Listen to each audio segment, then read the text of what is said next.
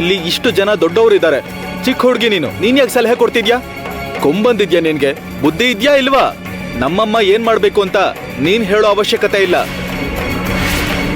ಬಾಯಿ ಕಡೆ. ಏನಂದ್ರೆ ಅದು ಯಾವಾಗ್ಲೂ ನೀವೇ ಅಲ್ವಾ ನ್ಯಾಯದ ಕಡೆ ಇರ್ಬೇಕು ಅಂತ. ಸಾಕು. ದಿಗಂಬರ ರಾವ್, ನಾನು ಅನ್ಯಾಯ ಮಾಡ್ತಿದ್ದೀನಿ ಅಂತ ನಿನ್ ಹೆಂಡತಿ ಹೇಳ್ತಿದ್ದಾಳ? ಅವಳ ಉದ್ದೇಶ ಏನು?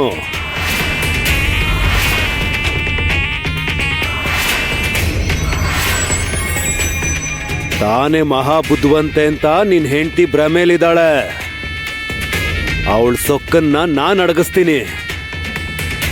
ಆದ್ರಿವಾಗ ನಮ್ಗೆ ಗುಮಾಸ್ತನ್ ವಿಷಯನೇ ಮುಖ್ಯ.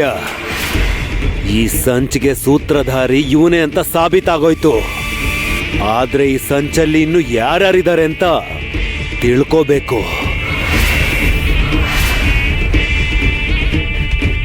ನಡೆದಿರೋ ಕಳ್ತನ ನೋಡಿದ್ರೆ ಇಲ್ಲೇನೋ ಅನಾಹುತ ಆಗ್ಬೋದು ಅಂತ ಅನಿಸ್ತಾ ಇದೆ. ಸಮಸ್ಯೆ ಯಾವ ಕಡೆಯಿಂದ ಬರುತ್ತೆ ಅಂತ ತಕ್ಷಣ ಅಂದಾಜ್ ಮಾಡಬೇಕು. ಇಲ್ಲ ಅಂದ್ರೆ ಈ ಮನೆಯಲ್ಲಿ ನಡೆಯೋ ಅಕಾಲಿಕ ಮರಣನ ನಾವು ತಡೆಯೋದಕ್ಕಾಗಲ್ಲ. ಬಾಬಾ ಅವ್ರೆ, ನಮ್ಮನ್ನ ನೀವೇ ಕಾಪಾಡಬೇಕು. ನಿಮ್ಮನ್ನೇ ನಂಬಿದೀವಿ. ನಿನ್ ಮೇಲೆ ಯಾರೋ ಮಾಟ ಮಂತ್ರ ಮಾಡಿದ್ದಾರೆ ಅನ್ನೋದು ನನ್ನ ಅನುಮಾನ. ತಕ್ಷಣ ದೊಡ್ಡ ಹೋಮ ಮಾಡಬೇಕು. ಏರ್ಪಾಡು ಮಾಡು.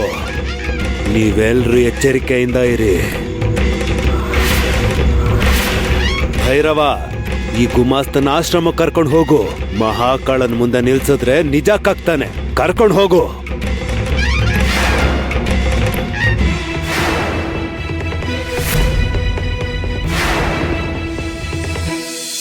ಏನೇ ವತ್ಸಲ, ಯಾಕೆ ನನ್ನ ಹಾಗೆ ಕೆಕ್ಕರ್ಸ್ಕೊಂಡ್ ನೋಡ್ತಾ ಇದ್ಯಾ? ಇವತ್ ನಾನು ತುಂಬಾ ಸಂತೋಷವಾಗಿದ್ದೀನಿ. ಆ ಗುಮಾಸ್ತನ್ಗೆ ಸರಿಯಾಗಿ ಬುದ್ಧಿ ಕಲ್ಸಿದ್ರು. ದರಿದ್ರ ತೊಲಗ್ತು.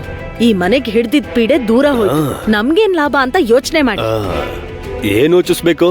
ನಿಮ್ಗ್ ಅರ್ಥ ಆಗ್ತಿಲ್ವಾ? ನೀವ್ ತಕ್ಷಣ ಹೋಗಿ ನಿಮ್ ಅತ್ತಿಗೆಗೆ ಹೇಳಿ, ಹೊರಗಿನವ್ರನ್ನ ಇಟ್ಕೊಂಡ್ರೆ ಹೀಗ್ ಮೋಸ ಮಾಡ್ತಾರೆ ಅಂತ. ಅದಕ್ಕೆ ನಾನೇ ಈ ಕೆಲ್ಸ ಮಾಡ್ತೀನಿ ಅತ್ಗೆ ಅಂತ ಸಲಹೆ ಕೊಡಿ. ನಾನಾ ಗುಮಾಸ್ತನಾಗ? ವತ್ಸಲ, ನಾನ್ ಈ ಮನೆಗೆ ಯಜಮಾನ. ಇಷ್ಟು ಮಂಕು ಬುದ್ಧಿ ಇದ್ರೆ ಹೇಗೆ ರೀ?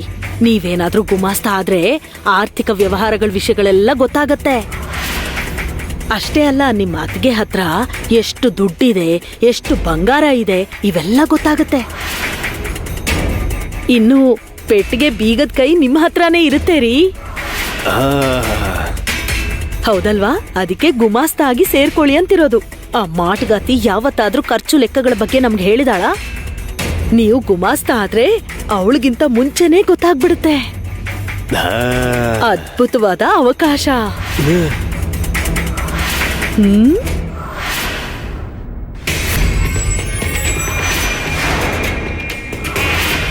ಸಮಯಕ್ಕೆ ಸರಿಯಾಗಿ ನಾನು ಅಲ್ಲಿದ್ದಿದ್ರಿಂದ ನೀನು ಪ್ರಾಣಾಪಾಯದಿಂದ ಪಾರಾದೆ. ನಾನು ಅಲ್ಲಿಲ್ದೇ ಇದ್ದಿದ್ರೆ ಆ ಮನೋರಮ ನಿನ್ನ ತುಂಡು ತುಂಡು ಕತ್ತರಿಸಿ ಕಾಗೆಗಳಿಗೆ ಹದ್ದುಗಳಿಗೆ ಹಾಕ್ತಿದ್ಲು. ಹೌದು ಬಾಬಾ, ನೀವೇ ನನಗೆ ಪ್ರಾಣ ಭಿಕ್ಷೆ ಕೊಟ್ರಿ. ಈ ಜನ್ಮದಲ್ಲಿ ನಿಮ್ಮ ಉಪಕಾರ ಮರಿಯಲ್ಲ. ಹಾಗಿದ್ರೆ ನಾನು ಹೇಳಿದ್ದನ್ನು ಮಾಡಿ ನಿನ್ನ ಋಣ ತೀರಿಸ್ಕೋ. ಇನ್ ಮುಂದೆ ನೀನು ಈ ಊರಲ್ಲಿ ಕಾಣಿಸ್ಕೋಬಾರ್ದು. ನೀನು ಈ ಊರಿಂದ ದೂರ ಎಲ್ಲಾದ್ರೂ ಹೊರಟು ಹೋಗು. ನೀನು ಹೋಗ್ತಿರೋ ವಿಷಯನ ಯಾರಿಗೂ ಹೇಳ್ಬಾರ್ದು. ಸರಿ ಬಾಬಾ ಅವರೇ. ಮತ್ತೆ ನೀನು ಯಾವತ್ತೂ ಈ ಊರಿಗೆ ಬರಬಾರ್ದು. ಅರ್ಥ ಆಯ್ತು ಬಾಬಾ ಅವರೇ. ತಕ್ಷಣ ಹೊರಡು. ಹೋಗು. ಏನಂದ್ರೆ ಅವಾಗ್ಲೇ ನನ್ ಮೇಲೆ ತುಂಬಾ ಕೋಪ ಮಾಡ್ಕೊಂಡ್ರಿ. ಈ ಮನೇಲಿ ಯಾರ್ ನನಗ್ ಬೈದ್ರು ನಾನ್ ತಲೆ ಕೆಡ್ಸ್ಕೊಳಲ್ಲ. ಆದ್ರೆ ನೀವು ಬೈದ್ರೆ ನನಗ್ ನೋವು ಆಗತ್ತೆ. ಯಾಕೋ ಗೊತ್ತಿಲ್ಲ. ಸಕು, ನಾನೇನಾದ್ರೂ ನಿನಗ್ ಬೇಕು ಅಂತ ಬೈತೀನ ಹೇಳು? ನಾನ್ ಯಾವಾಗ್ಲೂ ನಿನ್ ಪರವಾಗೇ ಇರ್ತೀನಿ. ಇಲ್ ನೋಡು ಸಕು, ನನ್ಗೆ ನ್ಯಾಯ ಮುಖ್ಯ. ಯಾರ್ ಕಡೆ ನ್ಯಾಯ ಇರುತ್ತೋ ಅವ್ರಿಗೆ ಬೆಂಬಲ ಕೊಡ್ತೀನಿ. ಅದಕ್ಕೆ ನಾನು ದೃಢವಾಗಿ ನಂಬಿದ್ದೆ ಗುಮಾಸ್ತ ಅವ್ರಿಗೆ ನೀವು ಅನ್ಯಾಯ ಆಗೋಗ್ ಬಿಡಲ್ಲ ಅಂತ. ನಿನಗೆ ಅರ್ಥ ಆಗ್ತಿಲ್ವಾ ಸಕು? ನಿನ್ನನ್ ಕಾಪಾಡೋದಕ್ಕೇನೆ ನಾನ್ ಮಧ್ಯ ಬಂದಿದ್ದು. ನಾನ್ ಮಧ್ಯ ಬರ್ಲಿಲ್ಲ ಅಂದಿದ್ರೆ ಆ ಗುಮಾಸ್ತನ್ ತರ ನೀನು ಕೂಡ ಅಮ್ಮನ ಹತ್ರ ಏಟ್ ತಿಂತಿದ್ದೆ. ಅತ್ತೆ ಗುಮಾಸ್ತ ಅವ್ರಿಗೆ ತುಂಬಾ ಹೊಡೆದ್ರು. ನೋವು ತಡ್ಕೊಳಕ್ ಆಗದೆ ಕೂಗಾಡಿದ್ರು. ಅವ್ರ ಹಾಗೆ ಅಳೋದನ್ನ ನನ್ನಿಂದ ನೋಡಕ್ ಆಗ್ಲಿಲ್ಲ. ಅವರು ದೇವ್ರ ಮೇಲೆ ಆಣೆ ಮಾಡಿ ಹೇಳ್ತಿದ್ದಾರೆ. ನಿನ್ಗೆ ಹುಚ್ಚು ಅನ್ಕೊಳ್ಳ, ಇಲ್ಲ ಚಿಕ್ಕ ಹುಡುಗಿ ಅನ್ಕೊಳ್ಳ, ಏನ್ ಅನ್ಕೋಬೇಕು? ಇಂಥ ವಿಷಯಗಳ ಬಗ್ಗೆ ಮಾತಾಡೋ ವಯಸ್ಸು ನಿನ್ಗಿನ್ನೂ ಆಗಿಲ್ಲ. ಅಷ್ಟಕ್ಕೂ ನಿನ್ಗೆ ಪ್ರಪಂಚ ಜ್ಞಾನ ಏನಿದೆ ಅಂತ? ವ್ಯಾಪಾರ ಅಂದ್ರೆ ಏನ್ ಅನ್ಕೊಂಡಿದ್ಯಾ? ಇದು ಚಿಕ್ಕ ಮಕ್ಕಳು ಆಟ ಅಲ್ಲ. ಅಡ ಇಟ್ಟಿರೋ ಒಡವೆಗಳು ಕಳ್ತನ ಆಗಿದೆ. ಅವ್ರಿಗೆ ಯಾರು ಉತ್ತರ ಕೊಡ್ತಾರೆ? ಯಾರಾದ್ರೂ ಅಡ ಇಟ್ರೆ ಅದನ್ನ ಹಿಂತಿರುಗಿಸ್ಕೊಡೋ ಜವಾಬ್ದಾರಿ ನಮ್ದು. ಅವ್ರ ಸಾಲ ತೀರ್ಸಿದ ತಕ್ಷಣ ಆ ವಸ್ತುಗಳನ್ನ ಅವ್ರಿಗೆ ಹಿಂತಿರುಗಿಸ್ಬಿಡ್ಬೇಕು. ಒಂದ್ ವೇಳೆ ಕಳ್ತನ ಆಗಿರೋ ಒಡವೆ ಸಿಗದೆ ಇದ್ದಿದ್ರೆ ಆಗ ಅವ್ರಿಗೆ ಏನ್ ಉತ್ತರ ಹೇಳ್ಬೇಕಾಗಿತ್ತು? ಏನಂದ್ರೆ ನೋಡು, ಅಳ್ತಾ ಅವರು ದೇವ್ರ ಮೇಲೆ ಆಣೆ ಮಾಡಿದ ತಕ್ಷಣ ಅವರು ಒಳ್ಳೆಯವರು ಅಂತ ನಂಬಿಡ್ಬೇಡ. ಆ ಒಡವೆ ನಮ್ಗೆ ಎಲ್ ಸಿಕ್ತು? ಗುಮಾಸ್ತ ಅವ್ರ ಮನೇಲೆ ತಾನೆ. ಅಷ್ಟೇ, ಅವನೇ ಕಳ್ಳ ಅಂತ ಸಾಬೀತಾಯ್ತಲ್ಲ. ಕಳ್ತನ ಮಾಡಿದವರು ಹೀಗೆ ಕಾಲಿಡ್ಕೋತಾರೆ, ಮೊಸಳೆ ಕಣ್ಣೀರ್ ಹಾಕ್ತಾರೆ. ಬಂಗಾರ ನೋಡಿದ್ರೆ ಒಳ್ಳೆಯವ್ರಿಗೂ ಕಣ್ಕುಕ್ಕುತ್ತೆ. ನಮ್ಮಮ್ಮನಿಗಿಂತ ಅವ್ರ ಬಗ್ಗೆ ಗೊತ್ತಿರೋದ್ರಿಂದನೇ ಅವ್ರು ನಂಬಲಿಲ್ಲ. ಅವ್ರು ತಗೊಂಡಿರೋದು ತುಂಬಾ ಒಳ್ಳೆ ನಿರ್ಧಾರ. ನೀನ್ ಅವ್ರಿಗೆ ಸಲಹೆ ಕೊಡ್ತಿದ್ಯಾ ನಿಜವಾದ ಕಳ್ಳನ್ನ ಹುಡುಕಿಡಿಯೋಣ ಅಂತ? ಅವ್ರೆದ್ರಿಗೆ ನಾವೇ ಯಾರು ಮಾತಾಡಲ್ಲ, ಅಂತದ್ರಲ್ಲಿ ನೀನ್ ಅವ್ರ ವಿರುದ್ಧವಾಗಿ ಮಾತಾಡ್ತೀಯಾ? ದಿಗು,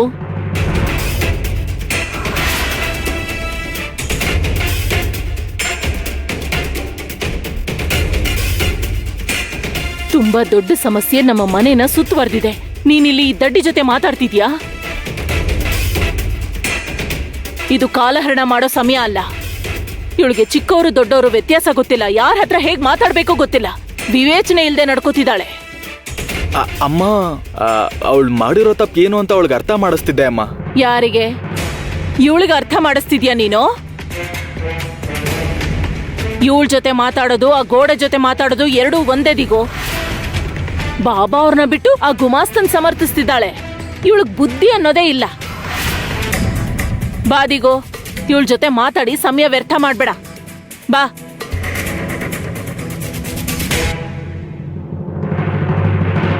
ಅಮ್ಮ ಹೇಳಿದ್ದು ನಿಜಾನೇ ಸಾಕು. ಮೂರ್ಖತನದಿಂದ ನಡ್ಕೊಂಡು ಪ್ರತಿ ಸಲ ನಾನ್ ನಿನ್ನನ್ನ ಕಾಪಾಡೋ ಪ್ರಯತ್ನ ಮಾಡ್ತಾನೆ ಇದ್ದೀನಿ. ಅಷ್ಟಕ್ಕೂ ನಾನು ನಿನ್ ಪರವಾಗಿ ಏನಕ್ಕೆ ಮಾತಾಡ್ತಾ ಇದ್ದೀನಿ?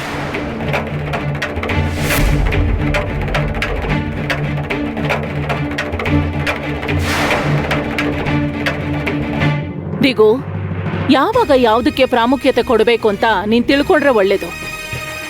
ನಮ್ಮ ಗುಮಾಸ್ತ ಮಾಡಿರೋ ಕೆಲ್ಸನ ನಾನಿನ್ನೂ ಅರಗಿಸ್ಕೊಳಕ್ಕೆ ಆಗ್ತಿಲ್ಲ.